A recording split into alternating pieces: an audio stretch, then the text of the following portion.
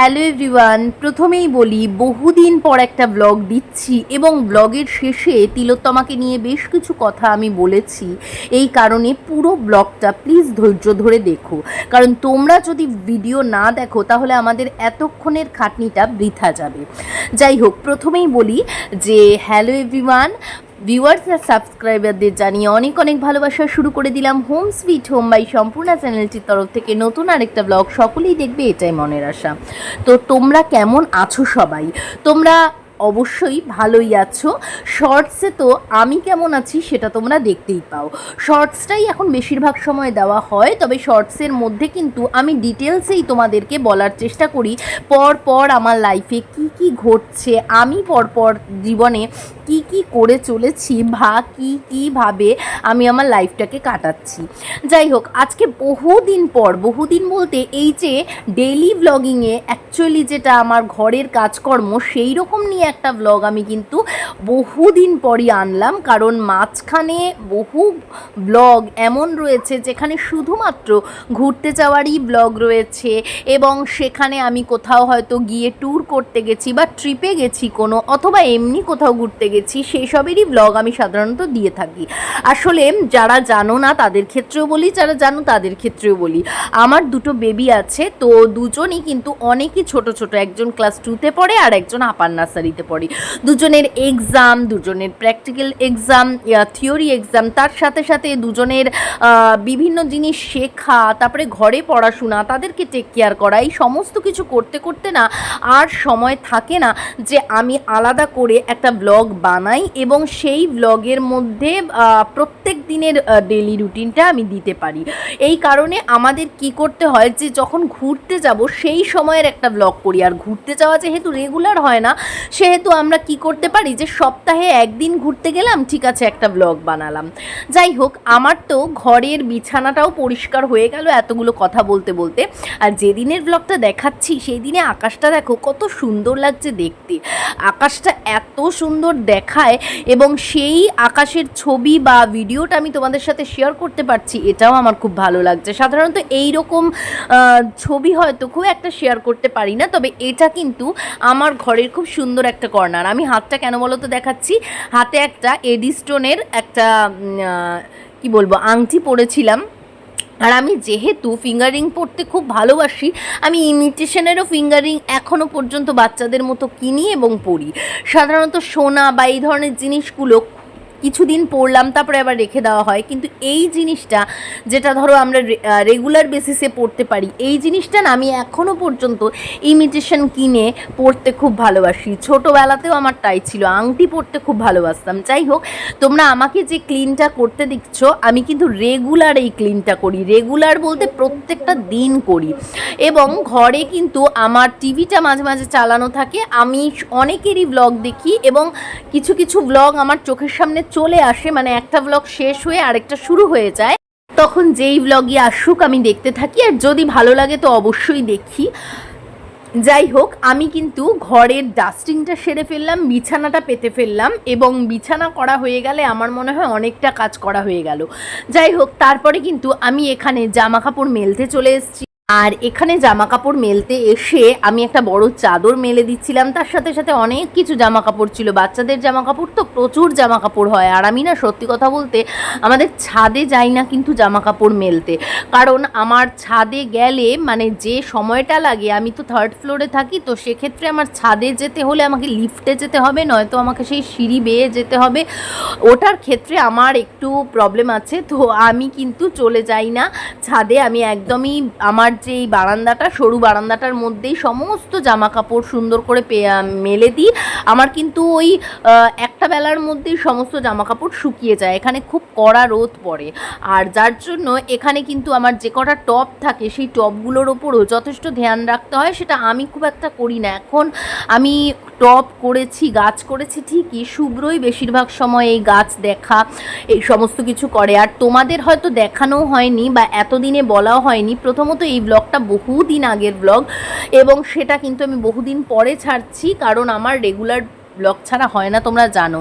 প্রথমত বলি, দেখো কতগুলো টব রয়েছে আর এখানে কতগুলো গাছ রয়েছে। এখানে একটা ছোট আম গাছও রয়েছে। আর আমার বর না সেই আমের আটিটাকে মানে জাস্ট ফেলে রেখেছিল, ওখান থেকে গাছ হয়ে গেছে।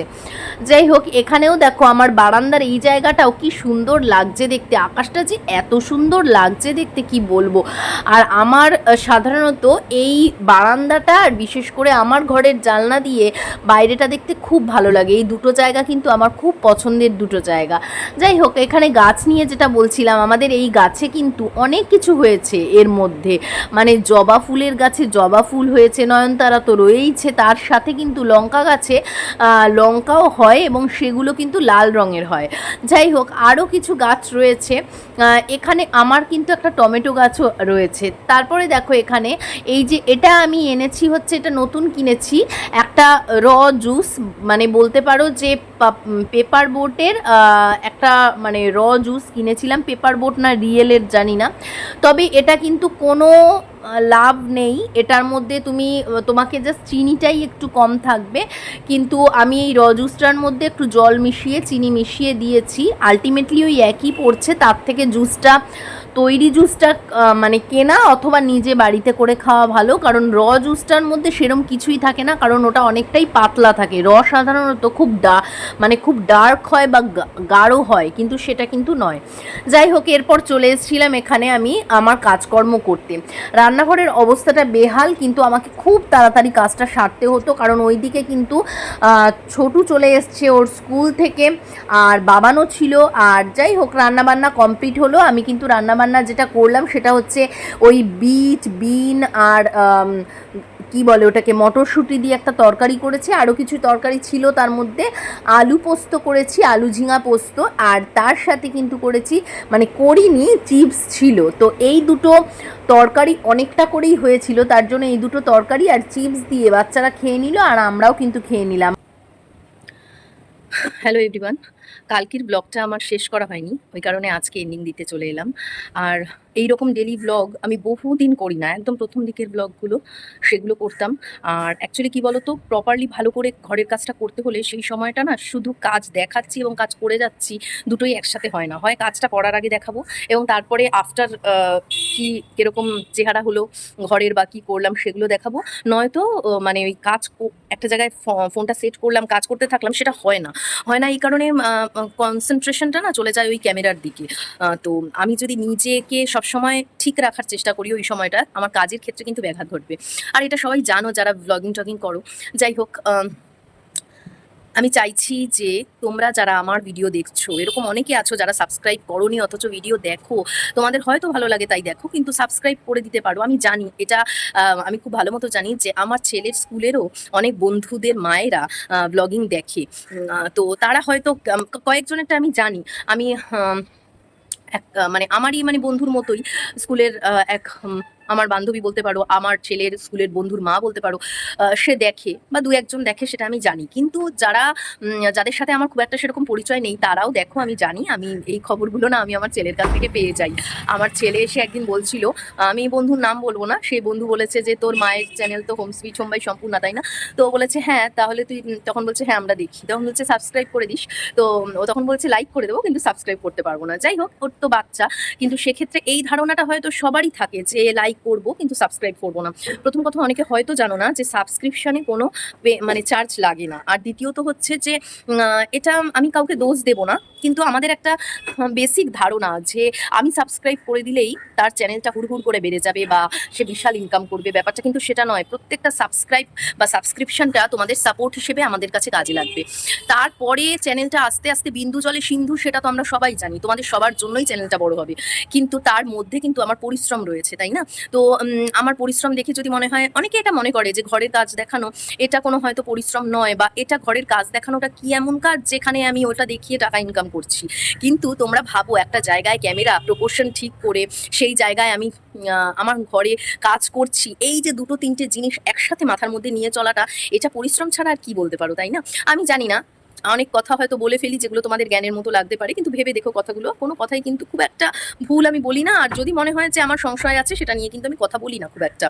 যাই হোক, আমার শুধু এইটুকু কথা যে আমি এতদিন ব্লগে হয়তো বহুদিনই তোমাদের আর বলিনি যে আমার চ্যানেলটা সাবস্ক্রাইব করো, কারণ আমি জানি যে আমি কাজ করে যাব, কোনো না কোনো দিন তো ফল পাবোই। হ্যাঁ, শর্টসে আমি প্রচুর ফলাফল পাই। শর্টস দেখতে, আমার শর্টস দেখতে অনেকেই হয়তো ভালোবাসছো বা ভালোবাসো, কিন্তু হয়তো যারা শর্টস দেখো তারা বড় ব্লগ দেখো না, আর হয়তো যারা বড় ব্লগ দেখো তারা শর্টস দেখো না। আমি বলবো যে দুটোই করো, যে যারা শর্টস দেখছো তারা বড় ব্লগ দেখো, যারা বড় ব্লগ দেখছো তারা অবশ্যই শর্টসগুলোকে দেখো। শর্টসগুলো তোমাদের আরো ভালো লাগবে, কারণ শর্টসগুলো আমি খুব মন থেকে করি। 1 মিনিটের জিনিস কিভাবে মানে নিজের ভয়েসটাকে স্পিডে দিয়ে, কোনো রকম টেকনিক্যালি নয়, স্পিডে কথাটা বলে কিভাবে 1 মিনিটে শেষ করতে পারি, এটা আমার কাছে আমার চ্যালেঞ্জ থাকে। তার জন্য কিন্তু আমার শর্টস বানাতে খুব ভালো লাগে। তো যাই হোক, তোমরা সবাই কেমন আছো সেটা অবশ্যই জানিও।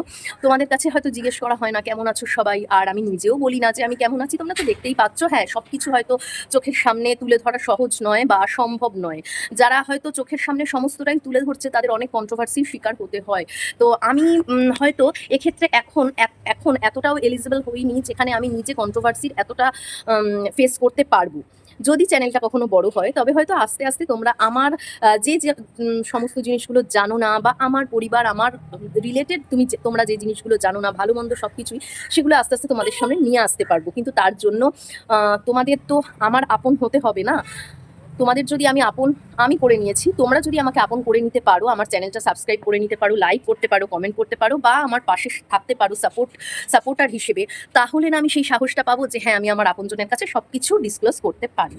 তো ওই কারণেই বলবো যে আমার তরফ থেকে ব্লগটা যাতে একদম পিওর খাঁটি একটা ব্লগ হয়, কোনো রকম মিশ্রণ না থাকে, এবং সেই ব্লগটার মধ্যে তোমরা আমার লাইফে যাই ঘটছে ভালো মন্দ পুরোটাই জানতে পারো। তার জন্য তোমাদের আমাকে একটু আপন করে নিতে হবে, তাহলে কিন্তু আমি আস্তে আস্তে সেই আপনজনের কাছে আমার সমস্তটা কথাই ফেস করতে পারবো, বলতে পারবো।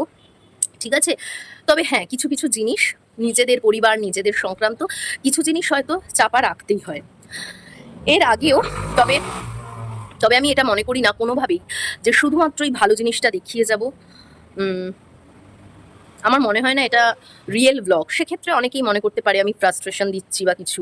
আমার লাইফে যদি কোথাও কোনো ফ্রাস্ট্রেশন থাকে, সেগুলো আমার ব্লগে সেগুলোর এফেক্ট পড়বে।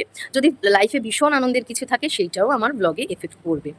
আর এটাই তো বিনোদন, তাই না? আমরা একটা সিরিয়াল যখন দেখি তখন তো টানা পোড়েন, ওঠা পড়া সমস্ত কিছুই দেখি। সবসময় কিছু সিরিয়ালে ভালো জিনিসটা দেখতে থাকলে তোমাদেরই ভালো লাগবে? সিরিয়ালে ভিলেন আসে, সিরিয়ালের একটা মোড় ঘুরে যায়, বা একটা সিনেমার মোড় ঘুরে যায়, একটা মানুষের লাইফে অনেক ট্র্যাজেডি আসে, সেগুলোও কিন্তু আমরা দেখতে পছন্দ করি। তাহলে কেন আমরা ব্লগের ক্ষেত্রে শুধুমাত্র ভালো দেখবো, ভালো দেখবো, ভালো বলবো, ভালোটাই দেখাবো, এটাই চাইবো? আমার মনে হয় এটাও কিন্তু আমাদের জীবনের সিনেমা, জীবনের সিরিয়াল, এবং এটা অনেক বেশি রিয়েল, তাই না? ওই কারণে আমাদের পুরোটাই অ্যাকসেপ্ট করতে হবে। অবশ্যই কন্ট্রোভার্সি যদি আমার চ্যানেল কখনো বাড়ে, কন্ট্রোভার্সি যদি আমার চ্যানেল নিয়ে হয় কখনো, সেক্ষেত্রে আমি নিজেকে হয়তো কোনো না কোনো দিক থেকে হয়তো শোধরানোর চেষ্টা করতে পারি।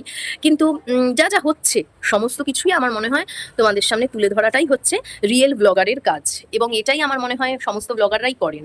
সেক্ষেত্রে অনেকেই আছে যারা এরকম মন্তব্য এর আগে করেছেন যে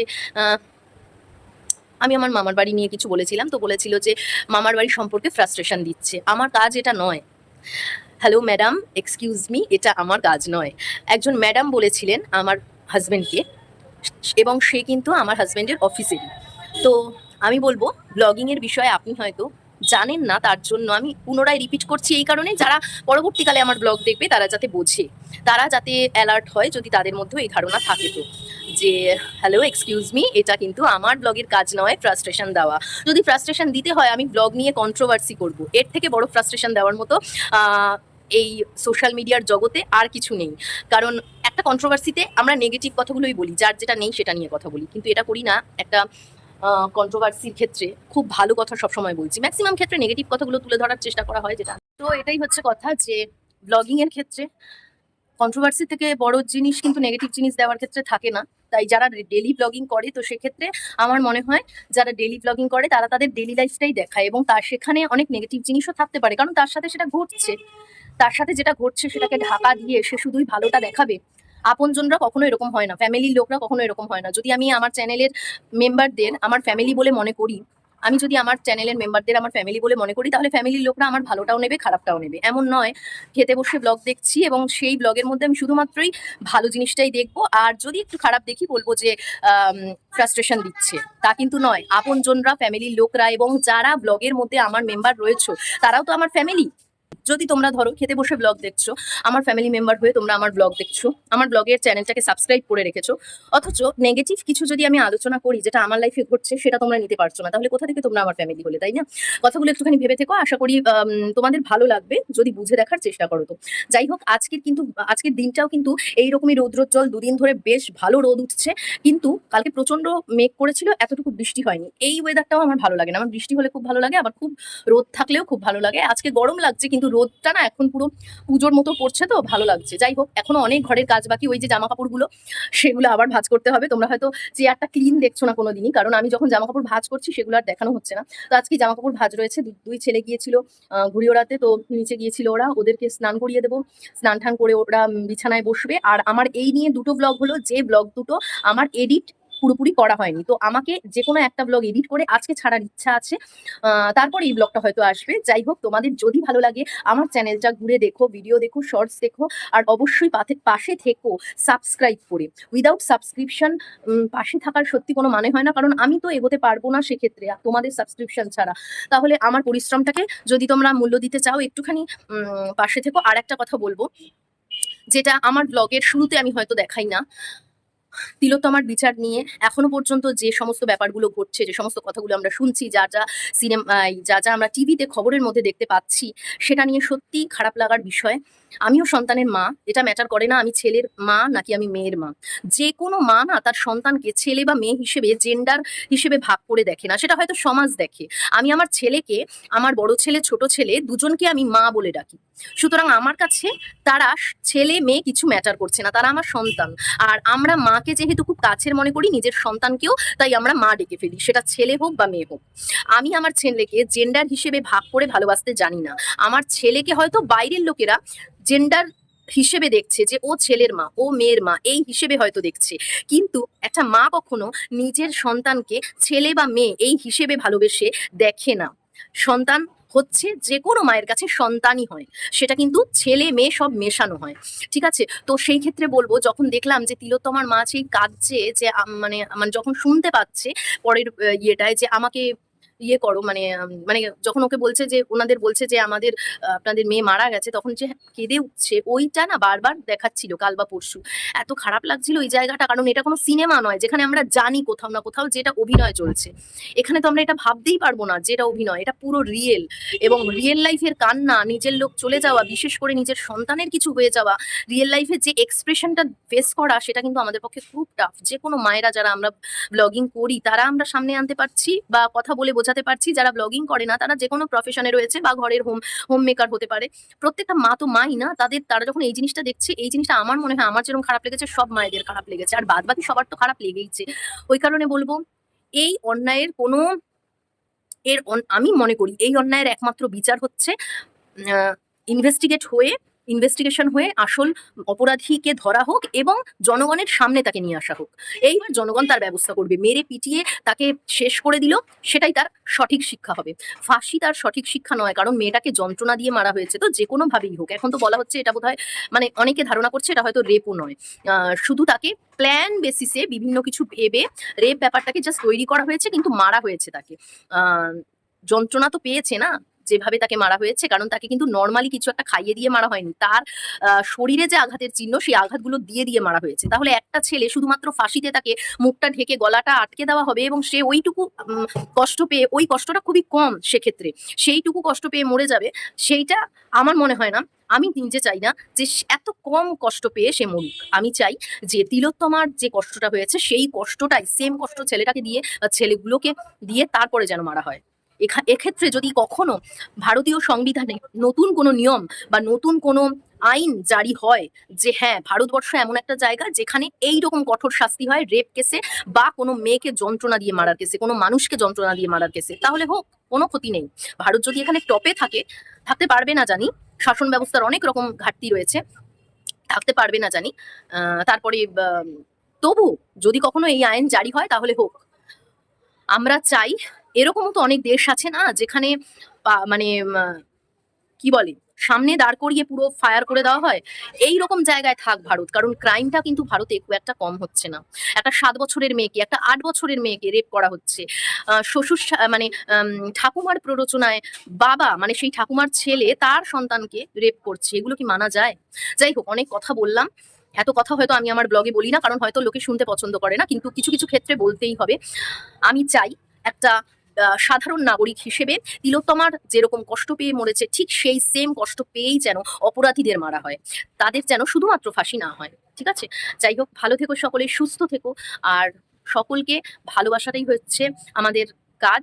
সেক্ষেত্রে যদি কেউ কোনো খারাপ কিছু করে থাকে না, তার বিচারটা উপরওয়ালা ঠিক করবে। আরেকটা কথা, আমি মানুষের বিচার করব, কিন্তু নিজের বিচার করব না তা কিন্তু নয়। আমি যদি কখনো কারোর কাছ থেকে কিছু খারাপ বিহেভ পেয়েছি, বা আমি মনে করছি সে শিক্ষিত নয়, অশিক্ষিতের মতো বিহেভ করছে, হয়তো আমার ক্ষেত্রেও সেই জিনিসটা আমি কারোর ক্ষেত্রে করেছি, তার জন্যে। সুতরাং বিচারটা সবসময় এটা মনে রাখতে হয়, ভগবান যেরকম তোমার, ভগবান কিন্তু আমারও, ভগবান সবার। সুতরাং বিচার ঠিক জায়গায় ঠিকই হবে একদিন, সেটা তিলোত্তমার বিচার হোক, সাধারণ মানুষের বিচার হোক। এই কারণে বলবো যে অন্যের বিচার করার আগে আগে নিজেকে যাচাই করতে হয়, আমি ঠিক আছি তো। যাই হোক, টাটা, আর দেখা হচ্ছে নতুন আরেকটা ব্লগে। টাটা।